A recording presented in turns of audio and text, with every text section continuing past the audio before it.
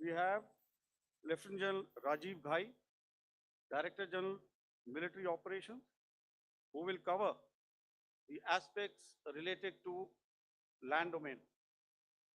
Air Marshal A.K. Bharti, to his right, Director General Air Operations, will provide insights on the air domain. And to my right is Vice Admiral A.N. Pramod, Director General Naval Operations, who will cover aspects on maritime domain. Following their briefings, we will move on to the question answer session.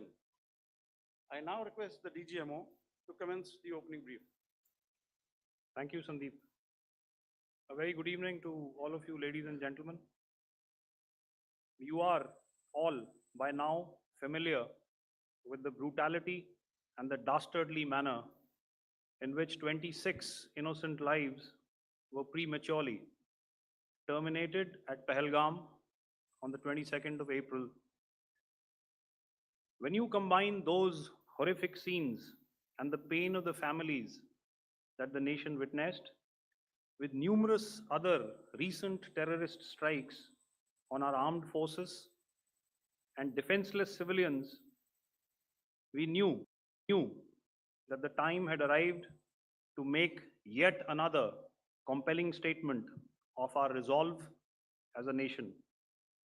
Operation Sindoor was conceptualized with a clear military aim to punish the perpetrators and planners of terror and to destroy their terror infrastructure.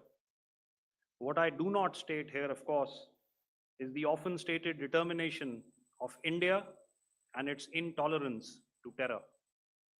It set into motion a very diligent and microscopic scarring of the terror landscape across the borders and the identification of terror camps and training sites. The locations that emerged were numerous, but as we deliberated more, we realized that some of these terror hubs were now bereft of any presence and had preemptively been vacated, fearing retribution from us. There was also a term of reference and our own binding, self-imposed restriction to target only terrorists and thus prevent collateral damage. There were 9 camps that you are now all familiar with, which were confirmed by our various intelligence agencies to be inhabited. Some of these were in POJK, while there were others that were located in the Punjab province in Pakistan. Nefarious places such as Muridke, the hub center of the Lashkar-e-Taiba, has over the years bred infamous characters such as Ajmal Kasab and the likes of David Headley. What followed was a careful scrutiny of each of these sinister locations, their layout, configuration, even the type of construction in each structure, and the terrain obtained around these. This was with an obvious intent to deduce and identify the exact vector that was required for their neutralization, as also the eyes in the sky that we would send up to ensure that we brought back evidence that we had indeed targeted what we set out to. The precise images of these engagements on that fateful and historical night have already been showcased during the first press statement on the 7th of May that was helmed by our Foreign Secretary. I have no doubt in my mind that we achieved total surprise, and those strikes across those 9 terror hubs left more than 100 terrorists killed, including high-value targets such as Yusuf Azhar, Abdul Malik Rauf, and Mudassir Ahmed that were involved in the hijack of IC-814 and the Pulwama blast. The line of control was also violated soon after by Pakistan, and the erratic and rattled response of our enemy was apparent from the number of civilians, inhabited villages, and religious sites such as Gurudwaras that were unfortunately hit by them, leading to a sad loss of lives. The Indian Air Force played a major part in these strikes by engaging some of these camps, and the Indian Navy provided wherewithal in terms of precision munitions. The Indian Air Force obviously had their assets up in the sky, and I will here request Air Marshal Bharti, the Director General of Air Operations, to detail for you the methodology that the men in blue adopted to successfully manifest this mission. Thank you, Rajiv. A very good evening, ladies and gentlemen. It indeed is a difficult time that we have to come here like this and brief you. We could have done without this, but we had no choice. As the DGMO has detailed, the event was precipitated by the dastardly act at Pahalgaon. The sequence of events have already been detailed. We carefully selected the targets, and out of the 9 selected targets, the target systems that were given to the Indian Air Force were the notorious training camps at Bhavalpur and Muridke. These being further from the international boundary. Through critical target system analysis, we analyzed what was to be done to annihilate these targets and plan to engage these targets with precision air-to-surface guided munitions so as to avoid collateral damage.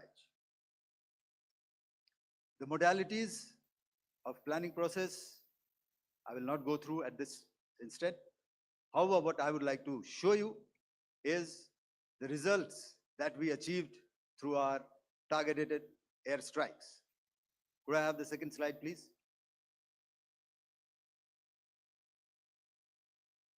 Yeah, change, please.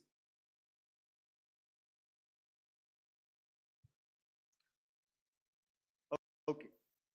This is what the terror infra at Muridke looks like. If you see, north is as indicated, and to the right is east, where the international boundary lies. Could we have the next slide, please?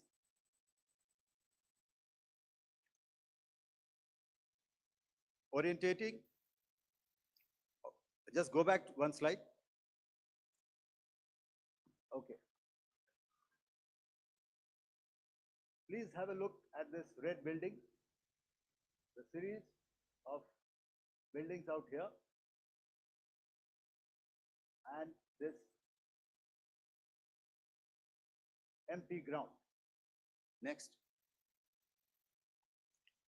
If you relate, the empty ground is here, and you see this is the first weapon that is impacting. This is the impact point number 1 on Muridke training camp with our precision guided weapon on early morning 7. Next, please. Keep your eyes glued for the second weapon coming in and the second impact on the selected target point. Next slide, please.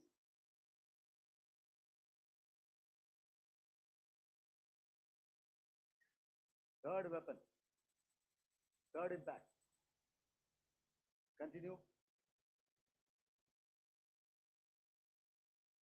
And fourth weapon, fourth impact. So through these targeted and precision targeting, we addressed the target at Muridke, which was the training infrastructure. Can you hear me? All right. Okay, I'll come closer to the mic. Now we go to the next target, which is the Bhavalpur training camp. Next slide, please. Okay, just wait. So the effect, if you see the impact point, if I can point out, this is the impact point. The ammunition has gone through the roof and it has created a blast inside, the photographs of which you would have, all of you would have seen. And the red building, after that, there was this double-story building. It has been completely decimated by precision targeting. Next, please. The target system, which was in the north, a series of buildings. I will show you how it looked. Next. Completely destroyed by our precision targeting. Next. Now coming to Bhavalpur, this is the target complex that we are dealing with, a fairly large target complex. So we had to carefully choose the points that we needed to address, which were high value and which would meet our stated objectives of eliminating the terrorists. I would like to draw your attention to this red canopy, and in relation to that, I would cover the targets. One target system is a series of buildings here, other one here, and other one out here. Next slide, please. This is how it looked before, and this is how the building looked after the impact of the weapon. And orientation in relation to this red canopy, you can see here. Next, please. Before, next, and after. The roofs have completely collapsed. Next. This is the target system. Next. Precision targeting, and we have achieved our objectives here. Next. All right, so that was what we did on the 7th. Our objective was to address these two terrorist camps, and that we did with precision. And thereafter, we maintained a robust air defense posture, because remember, our objective was to target the terrorists and terrorist infrastructure, not any other infrastructure, not the Pakistani military, not the Pakistani any other infrastructure. So that is what we have maintained on the 7th of May. However, what we saw in the evening of 7th of May, we were saturated with a raid of Pakistani unmanned aerial vehicles and small drones. And these came in waves in our civilian areas, over our military installations, and all of them were successfully intercepted. Few of them did manage to land. However, there was not much damage that they did. And we have our robust counter-US hard kill and soft kill systems which did the job. However, the difference here was that we had targeted the terrorists. The adversary now has targeted our civilians and the military infrastructure. So it had to be responded to. So in a quick and calibrated response, that very night, we struck their radar installations at Lahore and close to Gujranwala, the LYT installation, to indicate to him that we are ready, yet we do not want to escalate. Our fight was with the terrorists and not with the Pakistani military establishment. Thank you.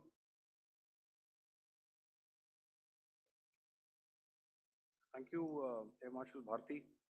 So, ladies and gentlemen, he's outlined operations not only on the night of 6th and 7th of May, when Operation Sindoor commenced, but also on the subsequent night.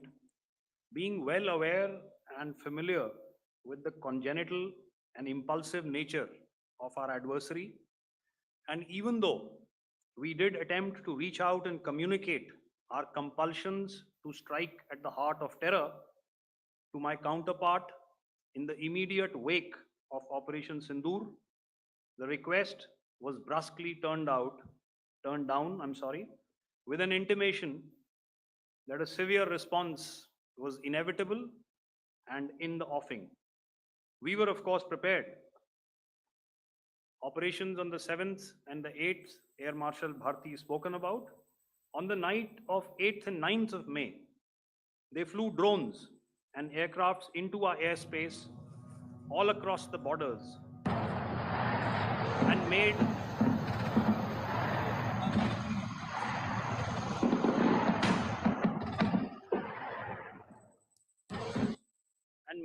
largely unsuccessful attempts to target numerous military infrastructure. Violations on the line of control by Pakistan also commenced yet again and precipitated into fierce arty engagements. The air operations on the night of 8th and 9th of May, I'll yet again request the DG Air Operations to cover.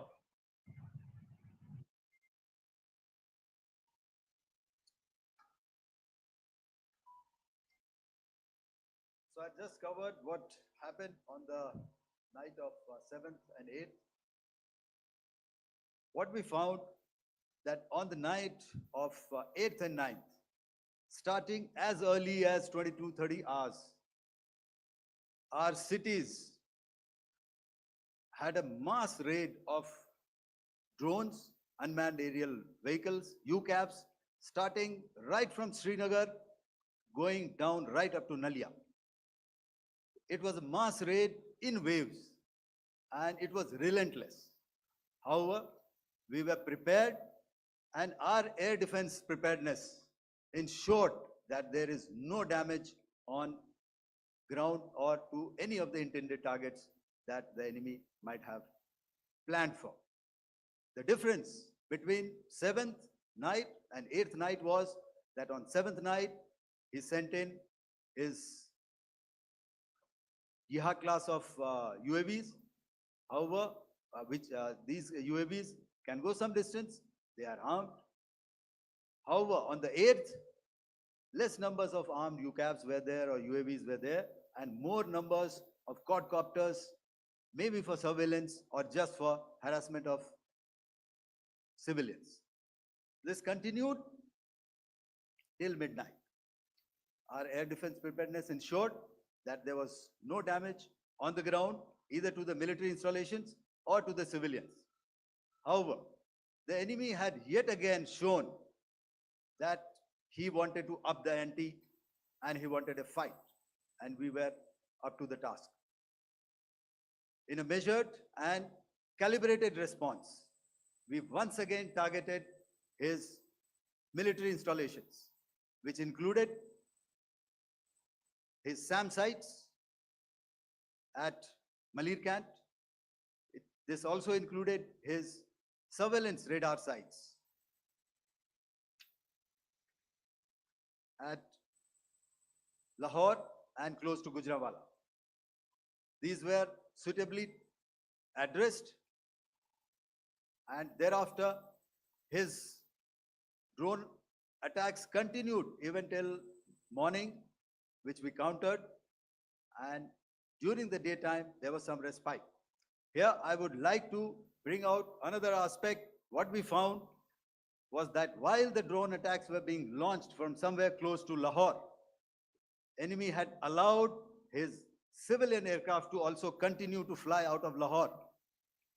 Not only his own aircraft, but international passenger aircraft, which is quite insensitive, and we had to exercise extreme caution, even at the cost of some tactical disadvantage, to ensure that there is no damage to any of the civilian aircraft. And this was also brought out in our press briefing during the day. So I will now hand over to my colleague to cover the events of 9th onwards. On land, we also undertook certain measures such as deployment of air defense and electronic warfare assets to establish an integrated grid with the Indian Air Force and I have seen and heard some of you wax eloquent about the benefits of such an architecture when it comes to negating and combating air intrusions. We also carried out deployment to include movement of our forces in the land, sea, and air domains. The night of the 9th and the 10th of May saw similar intrusions by drones and aircrafts. And this time, there was a concerted effort to target airfields and some very, very important logistic installations, albeit yet again unsuccessful and denied gallantly and efficiently, I must say, by the integrated Indian Air Force and Indian Army Air Defense. We further strengthened our deployment and also initiated some pressure points to send a very clear and unambiguous message to the other side to desist from any misadventures on land. Some of the airfields and dumps saw repeated attacks in waves from the air. All were thwarted. The Pakistan Army has reported to have lost approximately 35 to 40 personnel in artillery and small arms firing on the line of control between the 7th and the 10th of May. What the other side had probably also not reckoned with was the speedy and precise turnaround and hit back by the Indian Air Force. And I will yet again ask Air Marshal Bharti to speak about these significant and game-changing strikes. I will thereafter request Vice Admiral Pramod, my colleague and Director General of Naval Operations, to tell us about some very telling naval maneuvers in the Arabian Sea that exerted pressure on the night of 9th and 10th of May. Over to you, sir. Commencing about 2000 hours, that is 8 p.m. local time, on 8th of May, several Pakistani unmanned aerial systems, drones, combat vehicles attacked multiple IF bases. These included Jammu, Udhampur, Pathankot, Amritsar, Bhatinda, Nal, Dalhousie, Thois, Jaisalmer, Uttarlai, Falodi, Nalia. These were almost simultaneous and they came in waves. All our AD guns and other systems were waiting for them. All these waves were neutralized by our trained crew using the air defense systems that they have. And also, some of them were utilized using our legacy systems like Pechoras and IF Summer, which we have recently acquired. And some were neutralized by the Garud snipers. There was no damage on ground from these incursions and these mass raids, if I could call them, from the Pakistani side. However, following these relentless attacks on our air bases, on our forward positions, and on our civilian targets, this was time to convey some message to our adversaries. And therefore, a decision was taken to strike where it would hurt. And towards that, in a swift, coordinated, calibrated attack, we struck his air bases, command centers, military infrastructure, air defense systems across the entire Western Front. The bases we struck include Chaklala, Rafiki, and mind you, Chaklala is Islamabad. Rahim Yar Khan, Sakar, sending a clear message that aggression will not be tolerated. This was followed by strikes at Sargoda, Bholari, Jacobabad. We also struck the C2 centers at Murid, the UAE complex at Murid, Rafiki, radar at Chunia, which I will show you, Rahimyar Khan Airfield and the unmanned combat aerial vehicle hangar at Sakar. I would like to reiterate here that we have the capability to target every system at these bases and more. However, it was only a measured response to instill good wisdom to our adversary to refrain from further escalation. IF response was directed only at military installations, avoiding civilian and collateral damage. I would now like to show you some of the effects that have been achieved as a result of our air operation.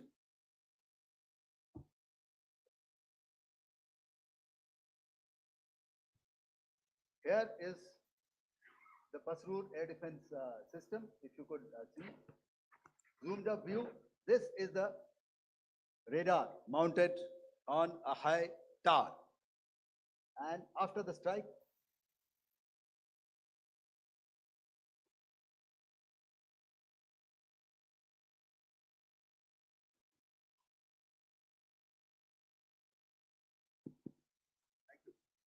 can you hear me? Yeah, thank you. And after the strike, this is what has happened. This radar has been taken out, completely burnt. Next slide, please. The Chunia air defense radar, which was taken out on 7th and 8th. This is the radar site. A blown up photograph, once again, on a tower. Not very clear, but what you see very clearly is the after effect after we have stuck. The radar head has been completely decapitated. Next slide, please. Arifwala air defense radar. In this complex, you see how it looked before, blown up image, and after really blown up. Next. Now coming to Sargodha airfield. Remember, this is one of their important airfields wherein they have a lot of assets, F-16s, other assets which they keep getting, training institutes. And we have stuck this airfield. It is not, if you zoom in here, then one impact point here on the runway and second impact point of our weapon, precision weapon on the runway. And if you see this blown up, repairing going on, same here. Next. Rahimyar Khan. This is the area we have stuck. A deep strike out here and one complex here. So this is how it looked before, and same, you see a big crater, another crater here, and this complex after strike neutralized. Next. Chaklala airfield, Noor Khan, once again a major air base, a lot of their logistic assets out here. This was the chosen complex that we intended to strike and convey a message. Next slide, please. This is how it looked before, and this is how it looked after our strike. Next. Sakar. We chose the radar site at Sakar. This is the radar site. And after it was struck, this is the aftermath, completely burnt out. Next, please. Aircraft shelter. This is how it looked before the strike, and this is how it looked after the strike. The roof of the buildings completely caved in and burnt. Next. Bolari airfield, aircraft hangar. This is how it looked before, and this is how it looked after the precision strike. Next. Jacobabad, aircraft hangar, and this is how it looked after. Next. So what I'm trying to convey here, ladies and gentlemen, is to start with, our fight was neither with the Pakistani military nor with anybody else who's there on the other side. Our fight was with the terrorists. We neutralized the terrorists, That we selected to be neutralized, and thereafter we only maintained the air defense posture. However, we were relentlessly pounded by waves after waves, night after night, by his UCAVs, by his drones, and by his other unmanned aerial systems. And that left us with no choice but to retaliate. And yet our retaliation was calibrated, it was graduated, and it was proportionate. Thank you.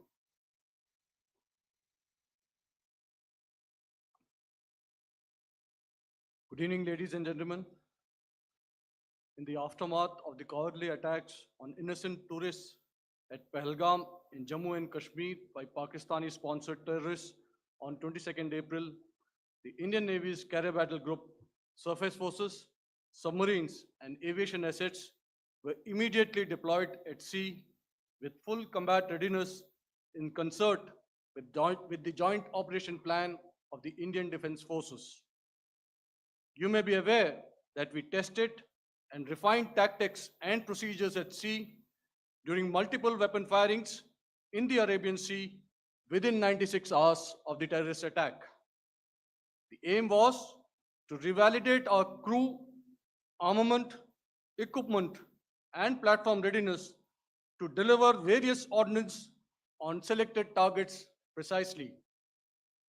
Thereafter, our forces remained forward deployed in the Northern Arabian Sea in a dissuasive and deterrent posture with full readiness and capacity to strike select targets at sea and on land, including Karachi at time of our choosing.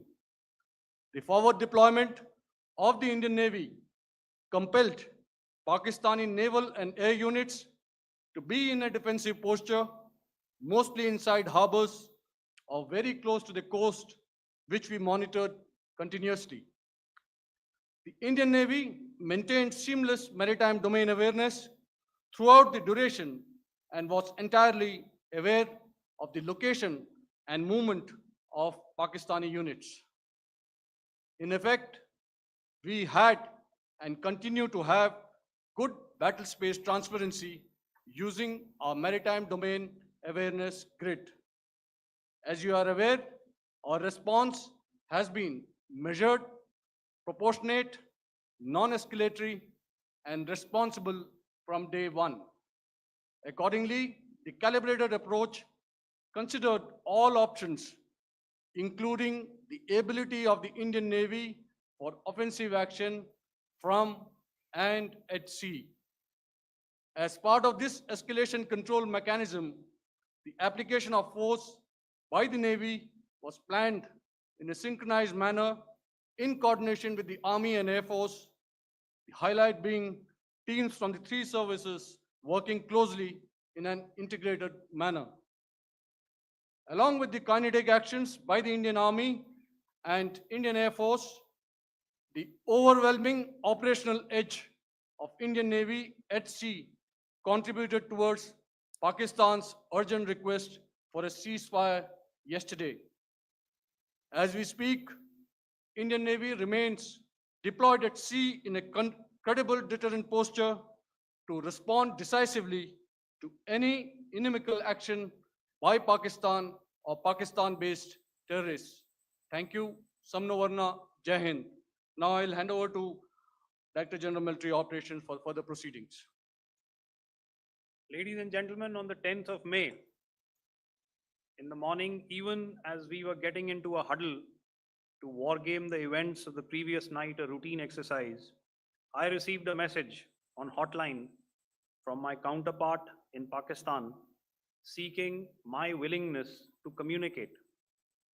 Since our initial aim was to strike at terror camps, and all our actions in the subsequent days were in response to the intrusions and violations by the Pakistan Air Force and its army, it was decided that I would indeed speak with my counterpart.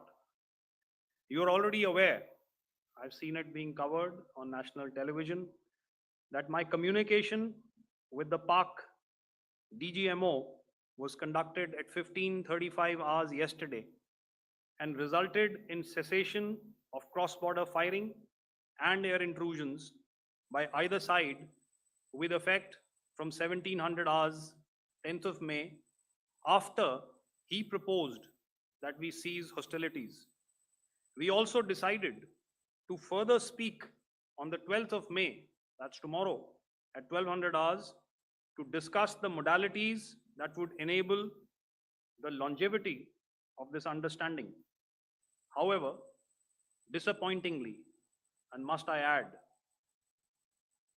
expectedly, it took only a couple of hours for the Pakistan Army to violate these arrangements by cross-border and across the line of control firing, followed by drone intrusions across the expanse of the Western Front through last night and in the early hours of the morning today.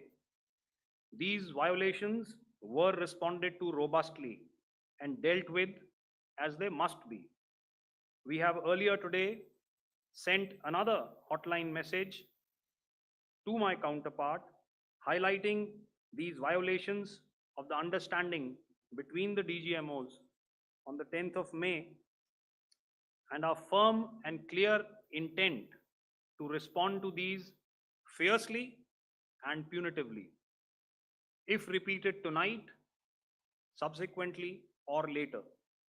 In this regard, I must inform all of you that the Chief of Army Staff has earlier today conducted a security review and has granted full authority to our Army commanders for counter actions in the kinetic domain in case of any violation by Pakistan.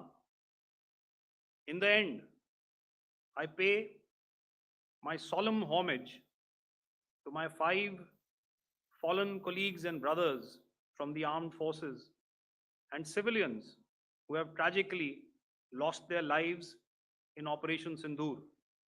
Our hearts go out to the bereaved families, and we express our solidarity to them in this lifetime and beyond, at this grave juncture in their lives. Their sacrifices shall always be remembered and spoken of in glowing terms by a grateful nation. We have thus far, ladies and gentlemen, exercised, and my colleague Pramod highlighted this, immense restraint, and our actions have been focused, measured, and non-escalatory. However, any threat to the sovereignty, territorial integrity, and safety of our citizens will be met with decisive force. Jai Hind. Okay, ladies and gentlemen, we are now open for questions. All right, now since I would not know all of you, I would expect you to please raise the placard or your hand, and once I indicate, I expect you to please give out your name and the media group that you belong to. Keep your questions short so that we can take as many questions as possible. Also, ladies and gentlemen, kindly bear in mind